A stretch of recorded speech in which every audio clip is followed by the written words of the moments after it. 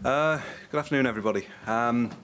It's a little warm, so I'll try and keep things fairly light and engaging as we go through this. But I think there's a good story to tell, but I also want to be quite open and honest about this, because if you're going to do transformation, I'd be standing here lying if I said it was easy. It isn't. It's a constant battle. It remains a constant battle. So there is no magic wand that I'm going to suggest we can wave here. What I hope I can do is to say, at the very least, it is possible. It is possible, I think, to both, in certain circumstances, to have your cake and eat it, to actually deliver better services at lower cost. And I think that's a really unusual achievement. But it's one, as I say, where you need to have a strong focus, you have to invest, and you have to think about how you're going to get the capacity and capability into that process. And I come from a position which, perhaps, given the title of the conference today, is perhaps a little unusual, in that I would not say, ever, that outsourcing is a good thing. I wouldn't say outsourcing is a bad thing either. No, it's not a public good, it's not a public bad. What it is a way of, where it fits in, of helping you achieve your public outcomes, of achieving public goods. So what I think we need to think through is what is the best way of delivery for your organisation, and I'll talk through what we found in Birmingham, the best way of supporting innovation through an outsourcing model. I will skip over some of these slides. This effectively says we're big. We are the largest local authority. We have something like 40,000 non-teaching employees. So it is a large organisation to change. It's also one where it's easy to take over simplistic views. There isn't a culture within Birmingham. There are many cultures within Birmingham.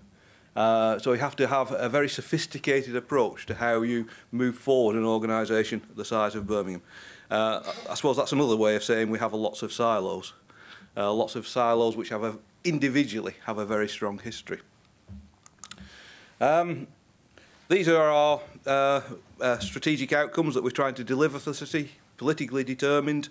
They're probably not vastly different from the local authority where you live. They are pretty standard around driving down things, driving up employment, driving down worklessness.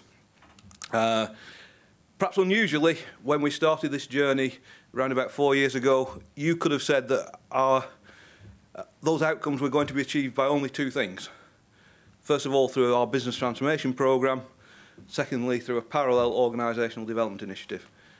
I think the world has got more complex in the last couple of years, and I wouldn't claim now that those are the only things that we're doing, but it was certainly true when we started our programme. So what we were trying to do through our transformation, we were trying to do three things. First of all, customer's perspective, what we wanted was a step change in service quality. When we initiated our transformation programme in the heady days of CPA, we were 1 star with uncertain prospects for improvement.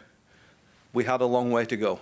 So there was a real need for change underpinning what we were doing. But we're also grappling then with the issue of we couldn't go on delivering services the way we always delivered them. There was no way we were going to improve service quality by adding money into them.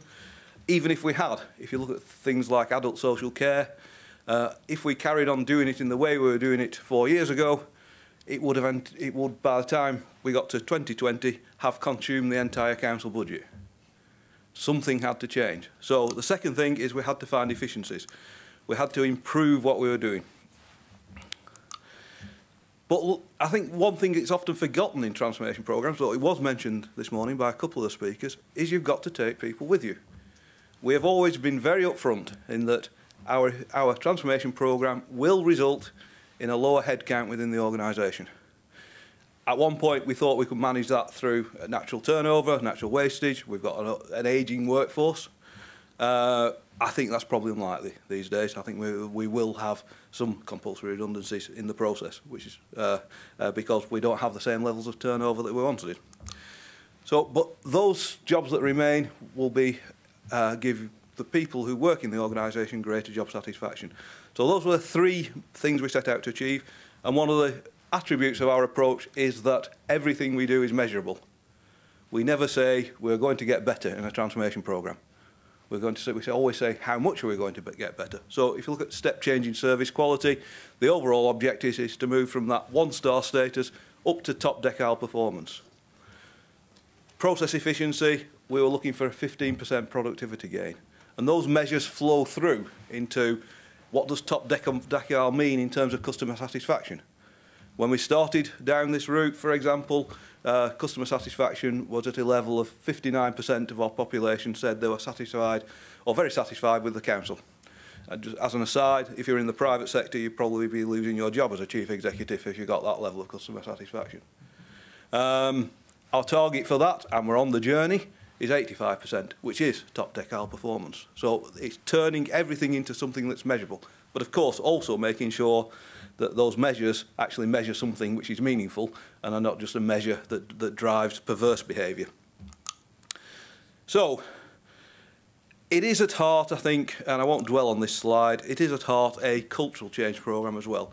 We are trying to change an organisation from one which is historically top-down, where responsibilities and blame is cascaded, well, responsibility is retained at the top, blame cascaded down, to one which is much more about focusing on delivery much closer to the front line, focusing on outcomes, not inputs, and moving the whole organisation forward into what I would call a 21st century organisation, for shorthand.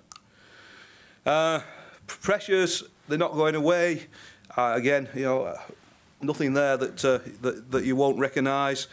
But I think we need to think through issues around what some of this might mean. Just because we're cutting our budgets, and we will be significantly over the next few years, doesn't mean that customer expectations are going to fall to the same level. In fact, they will continue to rise. The reasons for joined-up services are very different.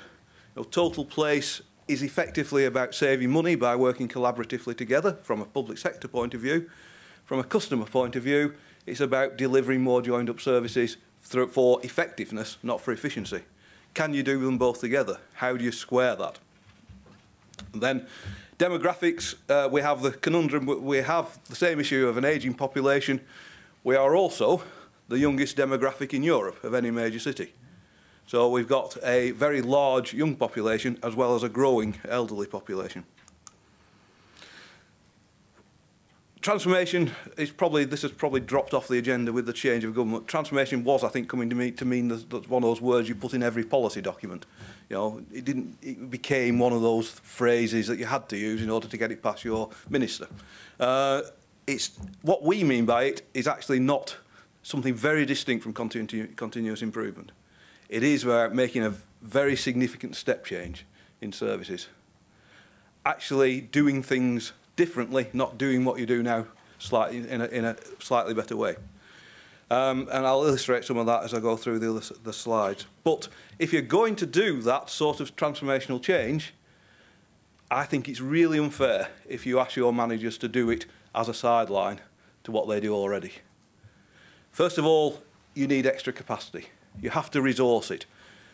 And one of the reasons why transformation elsewhere goes wrong so often is because you don't resource it. It's given a manager to do as well as running a business. And it just can't be done. There's also an issue of capability. We appoint our managers historically of operational services because they're very good operational managers. That doesn't necessarily make them very good transformational managers. There are different skill sets. I think we suffer a lot within the UK and probably elsewhere from the myth of the perfect manager. There are things you are good at, there are things you are not so good at. Let's build on what you're good at, not try and fill the holes in what you're not good at when you're only ever going to be average. So what we wanted to bring into the organisation for our transformation programme was extra capacity and extra capability. And to do that, this was our outsourcing move. We partnered with Capita. We partnered with Capita in quite an unusual way for Capita anyway. We created a joint venture company, which we've called Service Birmingham. It is partly owned by the City Council. We own 30%, around about a third of Service Birmingham is owned by the City Council. So it's a full joint venture organisation. And it exists for two reasons. The primary reason for creating Service Birmingham was actually to get that support for our transformation programme. It was called, we branded it as we through the procurement process as a Business Transformation Strategic Partnership. So it is a contract to actually help us do things very differently. But in reality, if we'd gone out and tried to tender that, I don't think we'd have had people knocking at our door, because in effect what that is a promise to do business at some future date. So we needed something there to make it quite attractive in terms of commercially for the private sector to come to the table.